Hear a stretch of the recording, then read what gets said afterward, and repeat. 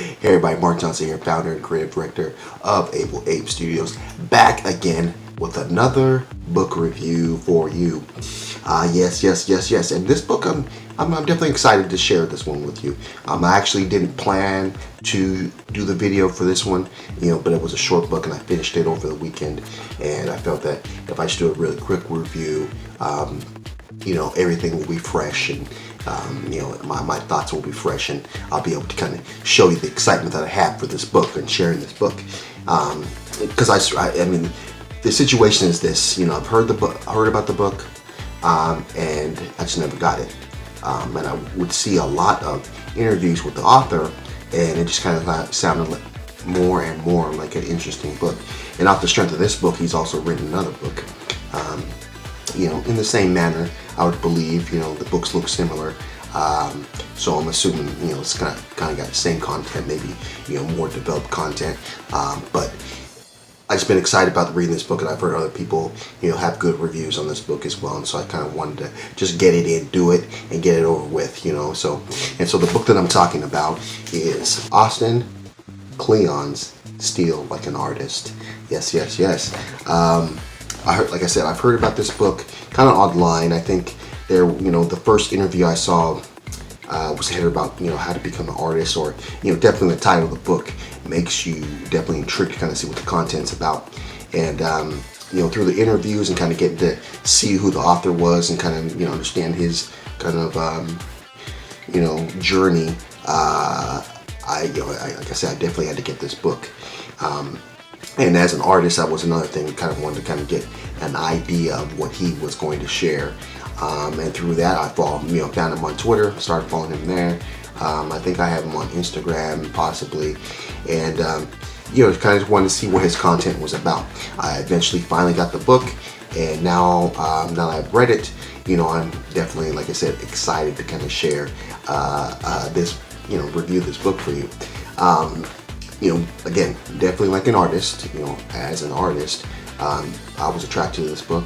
The content that he shares in there is, information that any and all artists could use. It's not necessarily geared on one type of art or anything like that. It's more or less, in general, artistic, creative people. And I think it can even reach a little bit further than that. People outside of an artistic, discipline could gain, truths about what it takes to be an artist and what it takes to be someone who uses their creativity to gain either a lifestyle or a career out of it. I think also it's a short book. It's really a short book. It's not that long. A lot of the information is just kind of built into quotes. He shares a lot of quotes that back his point of view. I think the examples are, for me, the examples are a little bit simplistic.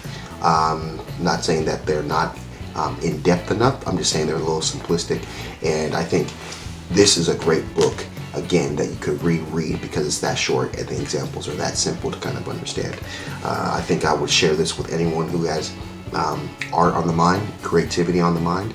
And out of that, I think, that's what makes the book so smart, its own original. The title in itself, Still Like an Artist, in a sense, more or less refers to the ability to reappropriate what you see out there and make it your own. It's not less about actually stealing, an idea from someone else and make it, or just stealing the idea. It's more about, borrowing something from here, borrowing something from there, or that artist.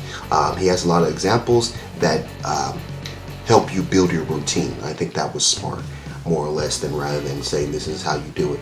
It was more about how to build your routine. I think one of the smart things that he talks about is that to get away from the computer. I think a lot of times, as artists and creatives, we always think that, we gotta get to the computer to kind of create things. He says, no, spend some more time, with the hands, the fingers, and, pencils and pens and crayons and markers and those kind of things, and, cutting paper up and pasting paper.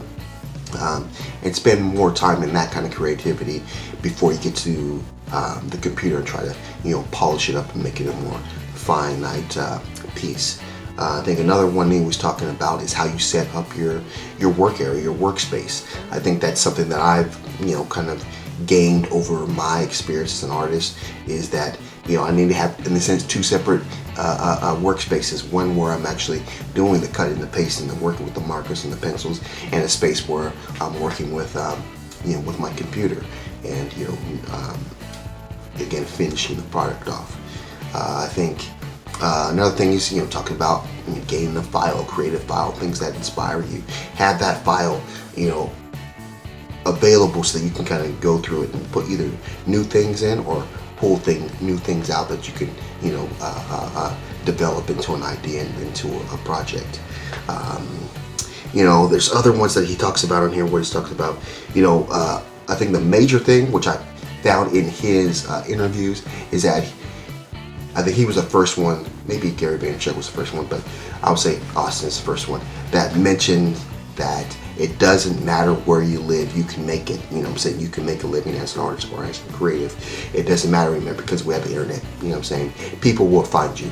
The people who can set your career on fire will find you if you're on the internet. So you gotta, in a sense, show your work and keep posting.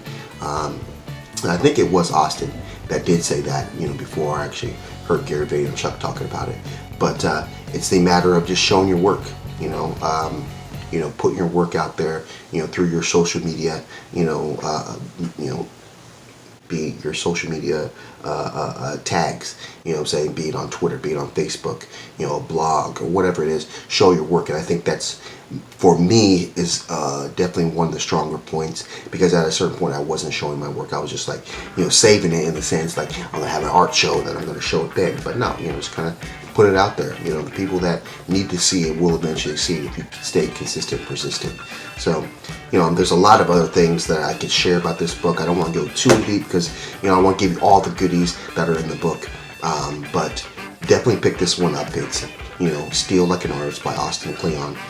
It's a great little book. I would share this with anyone who has an artistic, endeavors that they're trying to attempt, or even people who, maybe dabble in creativity a little bit, but it's just good for them to get outside the box every once in a while. This book will help you.